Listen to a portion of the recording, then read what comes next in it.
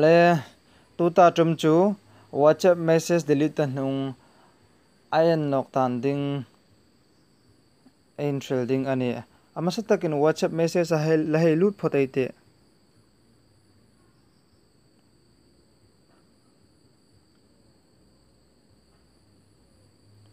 lazuk tor hlape ta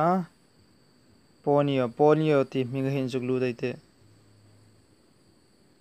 line ponio hin message a belong thon ani oma hi message se ka man der no ka mai na delete nok dia inga maniti kem ka mu chak em ema chungang bokan nang kam hiang message tam tak dong chang ma ta munum se mu thelo tam tak da ma theya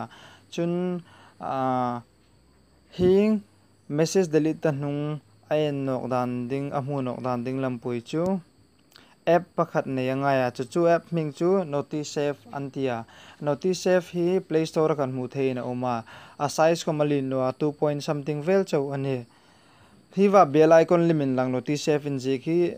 chu app chu ani zuglu teite hi notice save su hin app i on tap phot kha a notification ka allowance save wong ding ani WhatsApp ending taka WhatsApp ani line WhatsApp zuglu deite hi wa sirtinga number in ji kai WhatsApp message kan en lo tam tak oma khang message hai khani zuk tor la pe ta ponio ti ming ji zuk zong ite ponio in message amilong thon chu hi ania hi hi som pakhat minute som pathum na mung thona anui charahin this message was deleted anjika akhelahin som phat minute som pathum anjika chum je chu hi som phat minute som pathum in mung thona chu message chu delete antati notification kom lai hin ka mu sa nge ani chun notice app sung hin hi achung tak waiting pangin met ding oma chu met chun hi nginung su kata chu a hung su ka chun edit group settings tell friend add free la Facebook oma settings hin lu la settings ai lu chun general privacy notifications oma general hin show on status bar oma anu hin save notifications oma save notifications in juglu teite save notifications in ke chun all apps po ko on vonga amiro chun nangrok chun edit taphot I on thea edit no chi off thebok ani for example in WhatsApp edit ani chun WhatsApp I on thea hangout edit ani chun hangout I on thea chun messenger I on no mani chun messenger chaw me on thea khang khan edit taphot kha I on thea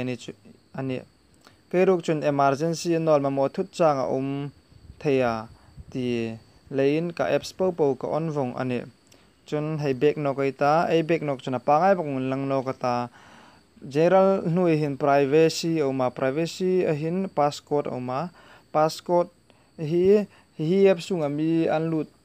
thei no na ding le annu no man them thei no na ding in inum chun je passcode ko mi set thei nge bok ani hi ein thil na san chu mithen tam tak WhatsApp message delete ta hnung ennum hunum tam takai uma amirok chomu thei si lo chung hai ta ding big liwa ai hung si mani e kalome